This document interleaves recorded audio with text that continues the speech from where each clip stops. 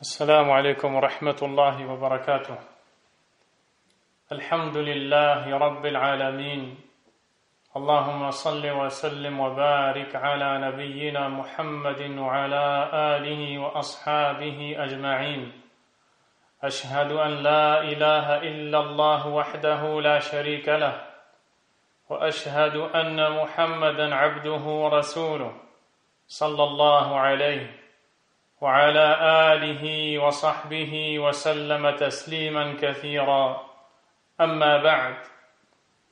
Chers musulmans, quand le croyant observe la situation actuelle, quand il entend que le nombre de morts ne cesse d'augmenter, il comprend une des grandes sagesses de cet événement que nous traversons, qui n'est autre que le rappel de la mort. Il se souvient que lui aussi va mourir. En effet, son tour viendra. Son tour viendra d'une manière ou d'une autre. Allah subhanahu wa ta'ala a dit: أَيْنَمَا تَكُونُوا يُدْرِككُمُ الْمَوْتِ وَلَوْ كُنْتُمْ فِي بُرُوجٍ مُشَيَّدَةٍ. Où que vous soyez, la mort vous atteindra, fussiez-vous dans des tours imprenables. Si Allah subhanahu wa ta'ala décide que le serviteur décède dans un endroit particulier, il décrète par sa sagesse et sa puissance une cause qui poussera le serviteur, faible qu'il est, à se rendre vers cet endroit afin qu'il y trouve sa mort qui lui fut décrétée. Personne ne pourra éviter la mort. Allah subhanahu wa ta'ala a dit dans son noble livre: Kullu man 'alayha fan wa yabqa wajhu rabbika dhul jalali wal ikram. Tout ce qui s'y trouve, c'est-à-dire sur terre, est voué à disparaître. Seul subsistera le visage de ton Seigneur, plein de majesté et de noblesse, subhanahu wa ta'ala. Ce qui se passe en ce moment nous le rappelle. C'est un message qui on ne peut plus clair, mais au sujet duquel un bon nombre de gens sont malheureusement distraits.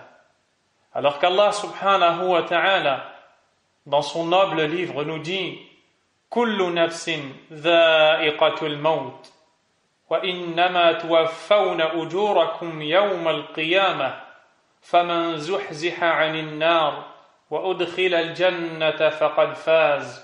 وَمَا الْحَيَاةُ الدُّنْيَا إِلَّا مَتَاعُ الْغُرُورِ. Toute âme goûtera à la mort, et vous ne serez pleinement rétribués que le jour de la résurrection. Quiconque aura été écarté du feu et introduit au paradis a certes réussi, et cette vie d'ici-bas n'est que jouissance trompeuse. Lorsque l'on entend les réactions des gens et leur crainte à l'idée de mourir de cette maladie notamment ou autre, on se rend compte d'un grave problème, chers frères et sœurs. Faut-il qu'il nous arrive ce genre d'épreuve pour se souvenir que l'on va tous mourir? Ne savons-nous pas que notre mort est inévitable et qu'elle nous arrivera d'une manière ou d'une autre? Ce qui se passe en ce moment ne change absolument rien à cela, ni n'apporte quoi que ce soit de nouveau. Mais ce qui est attristant, c'est le fait de voir que les gens fuient le vrai rappel de la mort, et donc ne se concentrent pas sur la vraie question à se poser, à savoir: comment vais-je rencontrer Allah demain, subhanahu wa ta'ala? Comment vais-je rencontrer Allah demain? Dans quel état vais-je mourir? Ils ne tirent donc aucun profit du rappel de la mort. Les avertissements émanant du Créateur, subhanahu wa ta'ala, sont pourtant éclatants, mais incompris par les cœurs absents, assoupis, ivres, inattentifs et aimant beaucoup trop ce bas monde. Ils sont dans l'insouciance de cette vie d'ici-bas et ne veulent pas se souvenir qu'ils finiront par le quitter, car le rappel de la mort les ramène à la réalité de l'illusion de cette vie à laquelle ils sont tant attachés. Allah subhanahu wa ta'ala nous dit dans son noble livre وَلَتَجِدَنَّهُمْ أَحْرَصَ النَّاسِ عَلَى حَيَاةٍ وَمِنَ الَّذِينَ أَشْرَكُوا يَوَدُّ أَحَدُهُمْ لَوْ يُعَمَّرُ أَلْفَ سَنَةٍ وَمَا هُوَ بِمُزَحْزِحِهِ مِنَ الْعَذَابِ أَنْ يُعَمَّرَ وَاللَّهُ بَصِيرٌ بِمَا يَعْمَلُونَ. Et certes, tu les trouveras les plus attachés à la vie d'ici-bas, pire en cela que les associateurs. L'un d'entre eux aimerait vivre 1000 ans, mais une pareille longévité ne le sauvera pas du châtiment. Et Allah voit bien leurs actions. Subhanahu wa ta'ala. Même s'ils vivaient autant de temps qu'ils le souhaitent, et plus encore, ils finiraient toujours par revenir à celui qui les a créés. Tabaraka wa ta'ala. Le prophète Mohammed, sallallahu alayhi wa sallam, a dit à ses nobles compagnons et à toute sa communauté après eux, Akthiru dhikra hadhimil ladhat, évoquez abondamment le destructeur des délices. Rappelez-vous très souvent de celle qui viendra briser tous vos délices, tous vos espoirs. Et ce n'est autre que la mort. La mort détruit les délices, brise les faux espoirs. Le rappel abondant de la mort apaise le cœur du croyant, augmente sa foi et enlève le voile de l'illusion, empêchant la personne de cheminer vers Allah subhanahu wa ta'ala et la demeure dernière. Le serviteur sincère se prépare ainsi à la rencontre de son Créateur, cette rencontre qui a tant bouleversé son esprit dans cette vie d'ici-bas, à l'idée de devoir répondre à Allah subhanahu wa ta'ala et de comparaître devant lui. Le prophète sallallahu alayhi wa sallam vit un jour Abdullah ibn Umar.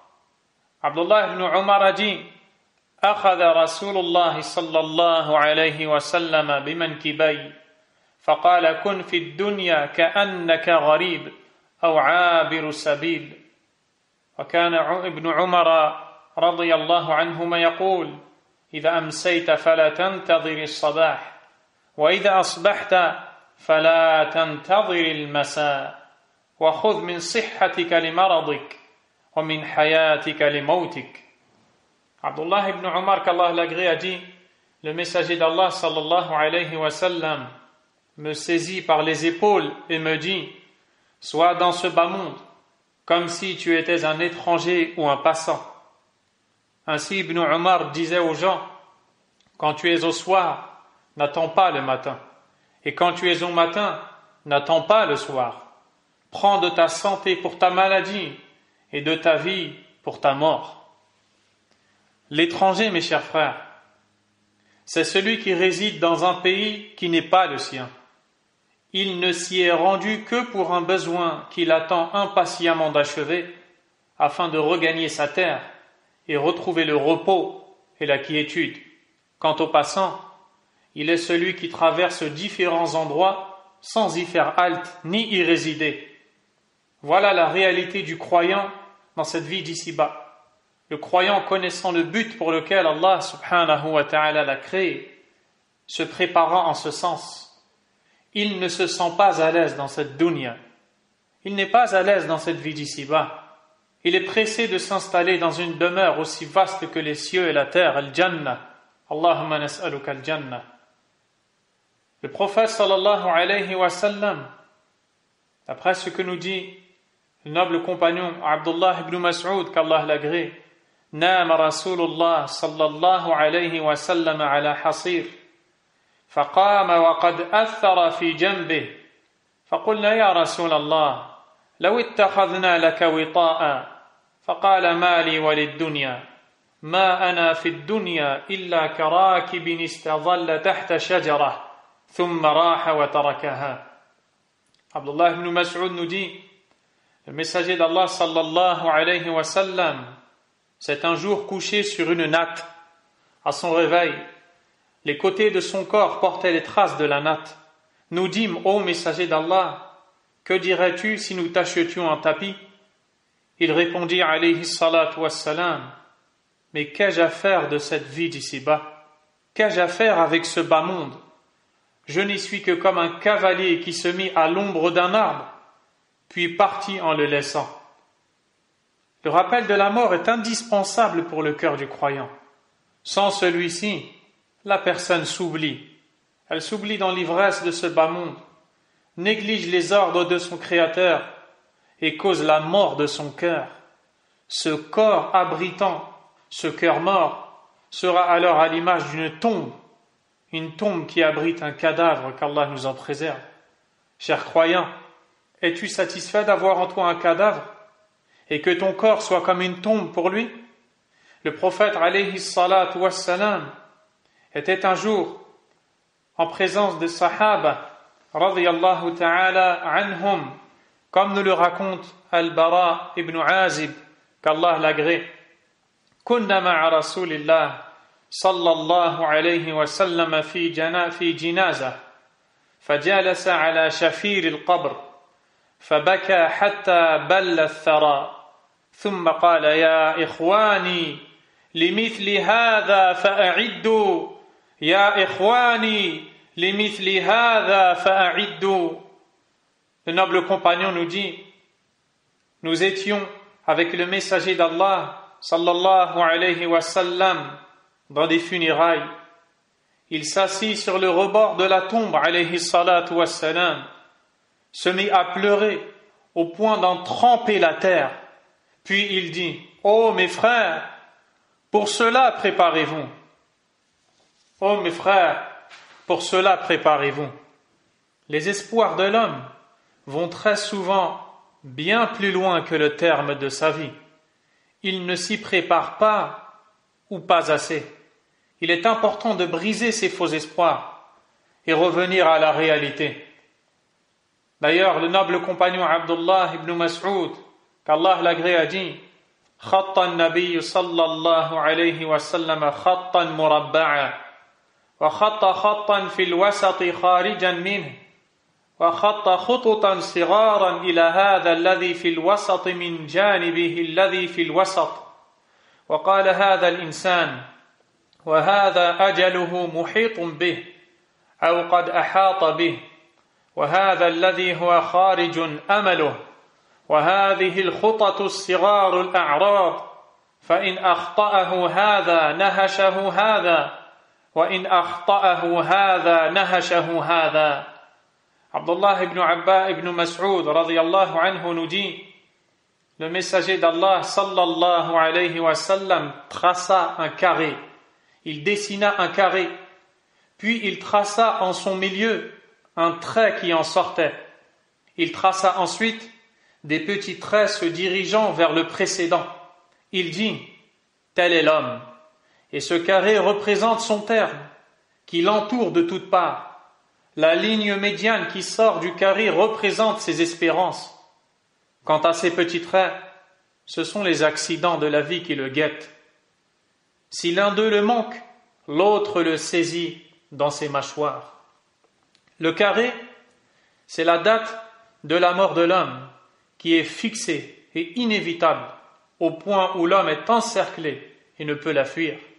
Le trait qu'il traça au centre du carré et tout le long de celui-ci, c'est l'illustration de l'homme entouré par son terme.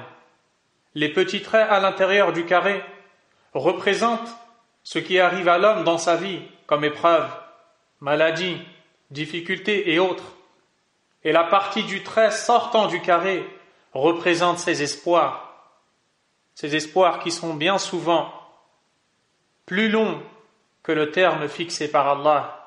Ces souhaits de ce bas monde, auquel il est tellement attaché qu'il pense pouvoir réaliser, alors que la mort viendra subitement briser ses espérances et laisser place à la vérité. Pourquoi repousser le repentir à Allah? Limada? Pourquoi attendre? Pourquoi délaisser la prière? Pourquoi délaisser le vêtement de la pudeur prescrit à la femme? Pourquoi délaisser l'apprentissage de la religion? Pourquoi ne pas adoucir son cœur par le rappel d'Allah subhanahu wa ta'ala? Pourquoi négliger son lien avec le Créateur, duquel chaque jour ne fait que nous rapprocher? Et surtout, Jusqu'à quand? Allah subhanahu wa ta'ala a dit حتى إذا جاء أحدهم الموت قال رب ارجعون لعلي أعمل صالحا فيما تركت كلا إنها كلمة هو قائلها ومن ورائهم برزخ إلى يوم يبعثون. Jusqu'à ce que la mort vienne à l'un d'entre eux. Il dit, Seigneur, retourne-moi à la vie, peut-être que je ferai quelque œuvre de ce que j'ai délaissé, ou dans ce que j'ai laissé. Oh que non, lui sera-t-il dit. Ce n'est là qu'une parole vaine, une parole qu'ils prononcent, et derrière eux se trouve un barrage jusqu'au jour où ils seront ressuscités. Et ce barrage, c'est ce que l'on appelle al-barzakh, c'est l'étape intermédiaire entre la vie d'ici-bas et celle de l'au-delà, c'est-à-dire le temps passé dans cet endroit exigu et étroit qu'est la tombe, dans lequel il y aura pour certains des délices et pour d'autres des supplices. Puisse Allah nous en préserver et nous accorder les délices de la tombe. Voilà ce qu'il adviendra de la personne qui n'avait pas cru en Allah subhanahu wa ta'ala, qui n'avait pas cru au jour dernier, mais pas seulement. Voilà ce qu'il adviendra également de la personne qui avait cru en Allah subhanahu, mais qui avait été négligente dans ses devoirs envers Allah. Elle demandera ce jour-là, avec insistance, un retour vers cette vie d'ici-bas, non pas pour jouir de ses plaisirs éphémères, ni pour s'enrichir, et moins encore pour s'amuser, mais plutôt afin de réparer ses erreurs, combler ses manques, augmenter ses bonnes actions, pour se voir épargnée du châtiment dont elle avait pourtant entendu parler quand elle vivait sur cette terre. Elle voudra alors revenir dépenser des aumônes, mais il sera trop tard. Elle voudra revenir pour accomplir au moins deux rak'ah seulement, mais elle ne le pourra plus. Pour lire une seule page du livre d'Allah qu'elle avait abandonné, qu'elle ne lisait jamais peut-être, mais elle ne pourra pas. Elle voudra revenir pour évoquer le nom d'Allah une seule fois, ne serait-ce que de dire Allahu Akbar, ne serait-ce que de dire Subhanallah, ne serait-ce que de dire Alhamdulillah, cette parole qui a été décrite par le prophète alayhi salatu wassalam comme remplissant la balance des bonnes actions. Mais elle ne le pourra pas. Elle souhaitera revenir dans la vie d'ici-bas pour porter les vêtements légiférés par Allah subhanahu. Elle ne le pourra pas. Elle souhaitera revenir dans cette vie d'ici-bas pour réparer son erreur dans l'éducation de ses enfants, leur enseigner le Coran, leur enseigner la langue arabe. Elle ne le pourra pas. Elle voudra revenir dans cette vie d'ici-bas pour embrasser le front de sa mère. Elle ne le pourra pas. Elle voudra revenir dans cette vie d'ici-bas pour donner des biens qu'Allah lui avait octroyés en abondance. Elle ne le pourra pas. Une sadaqa, elle ne le pourra plus. Wallahu al-musta'an. Elle regrettera alors tous ces moments de temps libre passés dans cette vie d'ici-bas, dans les futilités, à désobéir à Allah subhanahu. Mais on lui refusera tout cela. Ces gens demanderont un retour tant espéré au moment de l'agonie, au moment du rassemblement devant Allah, au moment de leur comparution devant lui, et même lorsqu'ils seront devant le feu, qu'Allah nous en préserve. Et à chaque fois, le refus leur sera adressé de façon claire et explicite, tout comme dans cette vie d'ici-bas, ils refusaient de se soumettre à Allah Azza wa Jal. Je te laisse maintenant t'imaginer, toi, le faible serviteur, toi, la faible servante. Je te laisse t'imaginer un instant être dans cette situation. Plus personne autour de toi. Aucune aide. Fini les amis. Fini les tromperies. Fini les jouissances éphémères. Seules tes actions t'accompagneront. D'après Adi ibn Hatim, qu'Allah l'agrée, le prophète sallallahu alayhi wa sallam a dit: ما منكم أحد إلا سيكلمه ربه ليس بينه وبينه ترجمان فينظر أيمن منه فلا يرى إلا ما قدم من عمله وينظر أشأم منه فلا يرى إلا ما قدم وينظر بين يديه فلا يرى إلا النار تلقاء وجهه فاتقوا النار ولو بشق تمرة. Le prophète alayhi salatu wassalam, a dit: il n'est pas un seul d'entre vous à qui son Seigneur n'adressera pas la parole sans qu'il n'y ait entre eux d'interprète. Il regardera à sa droite et ne verra que les actions qu'il a avancées. Il regardera ensuite à sa gauche et ne verra que ce qu'il a avancé. Puis il regardera devant et ne verra que le feu juste en face de son visage. Le prophète alayhi salatu wassalam dit ensuite: prémunissez-vous donc du feu, ne serait-ce qu'en offrant en aumône la moitié d'une date. Allahu Akbar. Oublie un instant tes faux espoirs. Abandonne un moment tes espérances trompeuses. Détache-toi de tes illusions et reviens à Allah subhanahu wa ta'ala. Reviens à lui avec ton cœur. Demande-lui pardon. Demande-lui de t'accorder son assistance et son aide, sans lesquelles tu ne pourras jamais cheminer vers lui, combien même tes connaissances de ces sujets seraient vastes, comme c'est le cas de beaucoup d'entre les gens qui savent certes, mais n'agissent pourtant pas. Tu as beau savoir et connaître des choses, mais si Allah subhanahu wa ta'ala n'a pas pitié de toi, tu n'arriveras jamais à les mettre en pratique.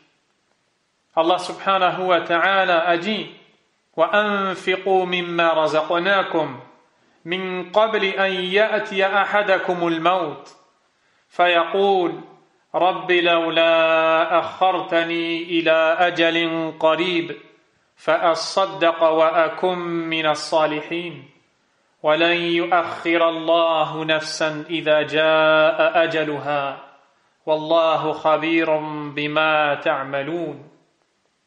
Et dépensez de ce que nous vous avons octroyé, avant que la mort ne vienne à l'un d'entre vous et qu'il dise alors: Seigneur, si seulement tu m'accordais un court instant, un court sursis, je ferais l'aumône et serais parmi les gens vertueux. Allah, cependant, n'accorde jamais de sursis à une âme dont le terme est arrivé. Et Allah est parfaitement connaisseur de ce que vous faites, subhanahu wa ta'ala. Ainsi, les gens les plus doués de raison sont bel et bien ceux qui pensent à la mort en abondance. D'ailleurs, Abdullah ibn Umar, qu'Allah l'agrée, rapporte: أن رجلا قال للنبي صلى الله عليه وسلم أي المؤمنين أفضل؟ قال أحسنهم خلقا. قال فأي المؤمنين أكيس؟ قال أكثرهم ذكرا للموت وأحسنهم له استعدادا أولئك الأكياس. Un homme est allé voir le prophète sallallahu alayhi wa sallam et lui dit: qui parmi les croyants est le meilleur? Le prophète sallallahu alayhi wa sallam lui répondit: celui d'entre eux qui a le meilleur comportement. L'homme dit alors: et qui est le plus intelligent des croyants? Il répondit: celui d'entre eux qui se souvient le plus de la mort et qui se prépare de la meilleure façon pour ce qu'il y aura après. Ceux-là sont les intelligents. Les doués de raison sont tous d'accord pour dire que la mort n'a pas un âge commun, une période commune, une maladie commune. Ceci afin que le serviteur s'y prépare, sachant qu'elle peut le frapper à tout instant, à chaque moment. Pour cela, les pieux prédécesseurs étaient des exemples dans ce domaine. Voici le dénommé Yazid al-Raqashi rahimahullah, qui s'adressant à sa propre personne, disait: Wayhak, ya Yazid, man dha yusalli anka ba'da al-maut, man dha yasumu anka ba'da al-maut, من ذا يترضى عنك بعد الموت ثم يقول أيها الناس ألا تبكون وتنوحون على أنفسكم باقي حياتكم من الموت موعده والقبر بيته والثرى فراشه والدود أنيسه وهو مع هذا ينتظر الفزع الأكبر كيف يكون حاله ثم بكى رحمه الله حتى سقط مغشيا عليه. Allahu Akbar. Yazid al-Raqashi, qu'Allah lui fasse miséricorde, se disait à lui-même: malheur à toi, ô Yazid, mais qui va prier à ta place demain? Qui va jeûner pour toi? Qui cherchera pour toi la satisfaction de ton Seigneur après la mort? Il dit ensuite: ô vous les gens, ne pleurez-vous pas? Ne vous lamentez-vous pas sur ce qui vous reste à vivre? Celui dont la mort est son rendez-vous, la tombe sa demeure, la terre son lit, les vers sa compagnie, et avec tout cela, il attend le jour du grand effroi. Comment est sa situation? Puis il pleurait jusqu'à s'évanouir. Al-Rabi' ibn Khuthaym, rahimahullah, se préparait pour la première nuit qu'il allait passer dans sa tombe. Et l'on rapporte qu'il creusa un trou ayant la forme d'une tombe. Et lorsqu'il ressentait une quelconque dureté dans son cœur, eh bien, il rentrait dans ce trou où il passait la nuit entière à répéter la parole d'Allah subhanahu wa ta'ala: Hatta idha ja'a ahadahumul maut qala rabbi irji'un la'alli a'malu salihan fima tarakt kalla innama hiya kalimatun huwa qailuha wa min wara'ihim barzakhun ila yawmi yub'athun. Il passait la nuit à répéter ce verset jusqu'à ce que la mort vienne à l'un d'entre eux. Il dira alors: Seigneur, fais-moi revenir dans la vie d'ici-bas afin que je fasse les actions que je délaissais. Et on lui refusera. Puis quand Rabi' ibn Khuthaym rahimahullah arrivait au matin, il sortait de cet endroit, s'adressant à lui-même la parole, il disait: Allah t'a répondu, Qad raji'ta ya Rabi', te voici revenu comme tu le souhaitais, ô Rabi'. Puis on voyait l'effet de cette exhortation qu'il se faisait à lui-même plusieurs jours durant, dans ses adorations, dans les efforts fournis, dans les actes d'adoration. Omar ibn Abdel Aziz, rahimahullah, réunissait parfois les savants avec lesquels il évoquait la mort. Ils évoquaient ensemble la mort, la résurrection et l'au-delà, et ils se mettaient tous à pleurer comme s'ils assistaient à des funérailles. Lorsque l'éminent savant Sufyan al-Thawri, un illustre savant de l'islam, se rappelait la mort, rahimahullah, on ne pouvait plus profiter de sa science pendant plusieurs jours. À tel point que quand il était interrogé sur une question religieuse, il répondait « La adri, je ne sais pas, tellement son esprit était perturbé par l'idée de la mort. Lorsque le peuple de Qarun, cet homme immensément riche au temps de Pharaon, qui, pris par l'orgueil, ses pensées méritant des biens desquels il jouissait, le peuple de Qarun lui fit une exhortation en lui disant: Wabtaghi fima ataka Allahu ad-dar al-akhirah wa la tansa nasibaka min ad-dunya, et recherche à travers ce qu'Allah t'a donné la demeure dernière. Les biens qu'Allah t'a donnés, tu dois les utiliser pour te préparer à la demeure dernière. Tu ne dois pas les utiliser pour t'éloigner de l'agrément d'Allah. Et n'oublie pas ta part de cette vie d'ici-bas. Il est vrai que dans certaines explications de ce verset, on voit qu'il s'agit de l'autorisation que l'homme a de jouir des biens mondains qui lui sont licites, certes.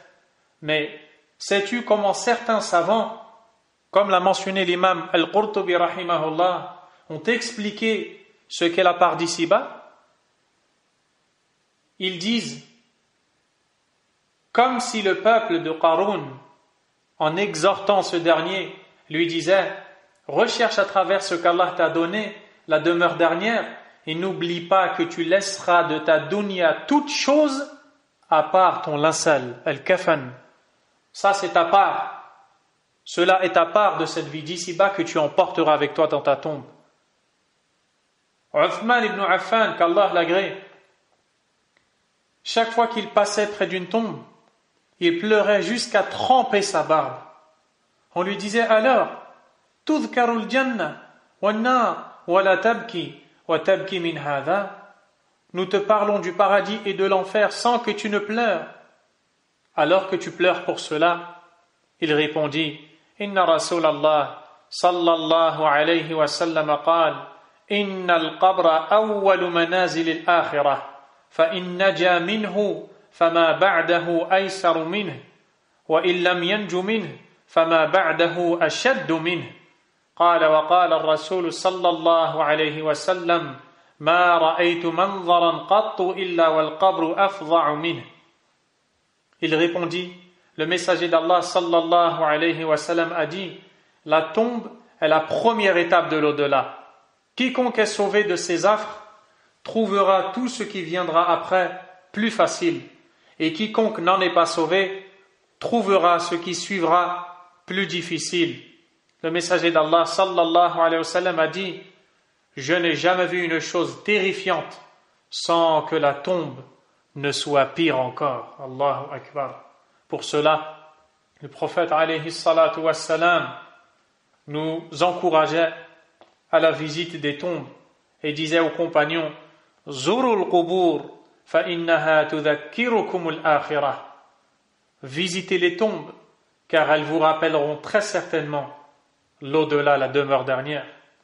Parmi les remèdes contre la dureté des cœurs, le fait de délaisser les péchés, en écoutant les exhortations, en s'asseyant dans les assises de science, en lisant et en écoutant les récits des pieux prédécesseurs et leur état au moment de la mort notamment, le fait de se rappeler abondamment de la mort.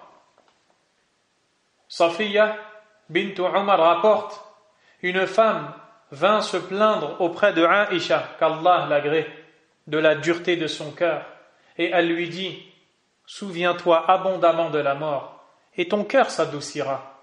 Elle le fit, son cœur s'adoucit, et elle revint remercier Aïcha, radiyallahu ta'ala anha.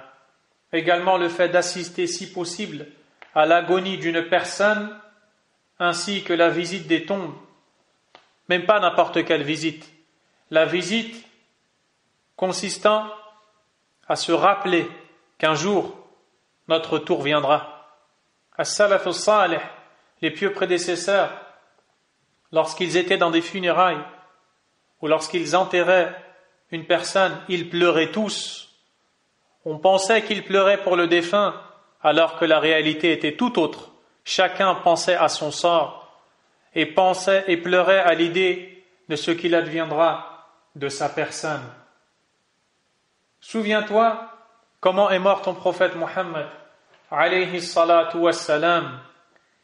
Aïcha, qu'Allah l'agrée, nous dit: le prophète sallallahu alayhi wa sallam avait près de lui une outre, un récipient contenant de l'eau. فَجَعَلَ يُدْخِلُ يَدَيْهِ فِي الْمَاءِ فَيَمْسَحُ بِهِمَا وَجْهَهُ ويقول: لا إله إلا الله إن للموت سكرات. ثم نصب يداه فجعل يقول: في الرفيق الأعلى حتى قبض ومالت يده. Il se mit à introduire sa main dans l'eau et ses deux mains dans l'eau et à essuyer son visage en disant: La ilaha illallah. Nulle divinité ne mérite réellement l'adoration excepté Allah. Certes, la mort a ses affres. Le prophète alayhi salatu wassalam n'a pas échappé aux affres de la mort. Ces affres dont Allah azza wa jalla nous parle lorsqu'il dit: وَجَاءَتْ سَكْرَةُ الْمَوْتِ بِالْحَقِّ ذَلِكَ مَا كُنْتَ مِنْهُ تَحِيدُ وَنُفِخَ فِي الصُّورِ ذَلِكَ يَوْمُ الْوَعِيدِ وَجَاءَتْ كُلُّ نَفْسٍ مَعَهَا سَائِقٌ وَشَهِيدٌ لقد كنت في غفلة من هذا فكشفنا عنك غطاءك فبصرك اليوم حديد. L'agonie de la mort fait apparaître la vérité. Voilà ce dont tu t'écartais, lui sera-t-il dit. Et l'on soufflera dans la trompe. Voilà le jour de la menace. Alors chaque âme viendra accompagnée d'un conducteur et d'un témoin. Tu restais indifférent à cela? Eh bien, nous ôtons ton voile. Ta vue est perçante aujourd'hui. L'insouciance a disparu. Elle a laissé place à une vue perçante de la réalité, de la destination de la personne. Abdullah ibn Mas'ud, qu'Allah l'agrée, disait: la mort suffit pour exhortation, la certitude pour richesse et l'adoration pour préoccupation.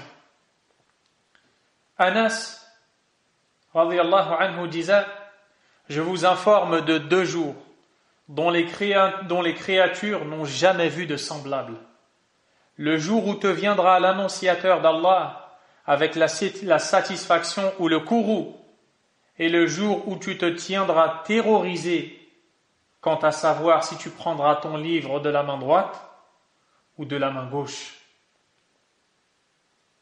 Abu Darda, qu'Allah l'agrée, disait: la mort suffit à exhorter, le temps suffit à distinguer, aujourd'hui parmi les vivants, demain parmi les morts. Le croyant n'a pas de repos avant la rencontre d'Allah, disait Abdullah ibn Mas'ud radiyallahu ta'ala anhu.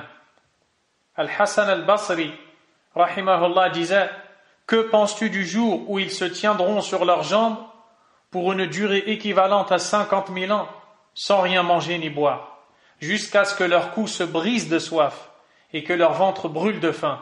On les amènera alors vers l'enfer, où on les abreuvera d'une source bouillante. Wallahu al-musta'an. Ahmad ibn Harb rahimahullah disait: on peut préférer l'ombre au soleil, puis ne pas préférer le paradis à l'enfer. Allahu Akbar. Taous étendait son lit, s'y allongeait, puis se retournait à la manière du grain dans la poêle, puis il s'immobilisait, se redressait et se tournait vers la qibla jusqu'au matin pour prier. Il ne trouvait pas le sommeil, et il disait: le souvenir de l'enfer a fait voler en éclats le sommeil des adorateurs. Demandons à Allah subhanahu wa ta'ala de faire vivre nos cœurs, de les adoucir, de les apaiser par son rappel, de nous accorder l'épanouissement, la joie se manifestant dans la soumission à Allah subhanahu wa ta'ala, l'obéissance à ses ordres, le délaissement de ses interdits. Ceci afin que nous ne soyons pas du nombre des gens qui regretteront lorsque la mort arrivera à l'un d'entre eux. Qu'Allah nous en préserve. Nous demandons à Allah azza wa jal de nous guider dans son droit chemin et de faire que ces rappels et exhortations soient des plus bénéfiques, à l'image de la nourriture pour le corps, mais qu'elle soit une nourriture pour le cœur et pour l'âme. Nous n'oublions pas d'invoquer Allah subhanahu wa ta'ala en la faveur de nos frères et de nos sœurs touchés par cette maladie qui sévit. Certains d'entre eux nous ont quittés, d'autres sont vivants. Nas'alallah an yashfiyahum. Je citerai certains noms qui me viennent à l'esprit, dont on m'a informé qu'ils sont malades.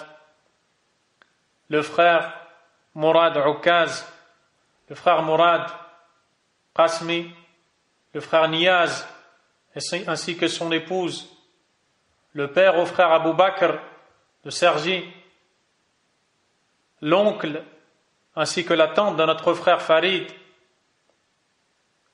et tous nos autres frères et sœurs qui sont touchés par cette maladie ou autre.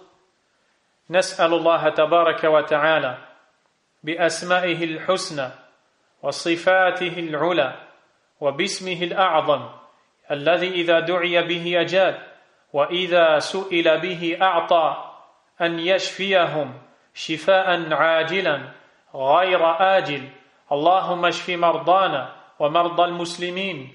اللهم من كتبت لهم الموت فاجعلها شهادة، اللهم أدخلهم الجنة. اللهم نسألك حسن الخاتمة والثبات على الإيمان. اللهم اجعلنا من الناصرين لكتابك وسنة رسولك صلى الله عليه وسلم. سبحانك اللهم وبحمدك أشهد أن لا إله إلا أنت أستغفرك وأتوب إليك. السلام عليكم ورحمة الله وبركاته.